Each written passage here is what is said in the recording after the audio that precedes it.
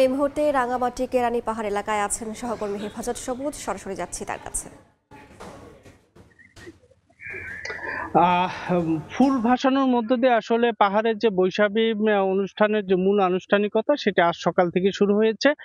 আপনারা দেখতে পাচ্ছেন যে আমরা এখন আসলে আছি কেরানী পাহাড় এলাকাতে, যেখানে কিছুক্ষণ আগেও আসলে পাহাড়ি তরুণ তরুণীদের ভিড় লেগেছিল। তারা প্রত্যেকেই এসে তাদের ঐতিহ্যবাহী পোশাকে এসে হ্রদের জলে ফুল ভাসিয়েছেন এবং এই ফুল ভাসানোর মধ্য দিয়ে তারা বিগত বছরের যে গ্লানি ছিল, যে অপ্রাপ্তি ছিল, সব ভাসিয়ে দিয়ে আগামী বছর যাতে সুখী সমৃদ্ধ এবং সম্প্রীতির মাধ্যমে বসবাস করা যায়, সেই প্রত্যাশা করে তারা গঙ্গা দেবীর চরণে এই ফুল নিবেদন করেছে।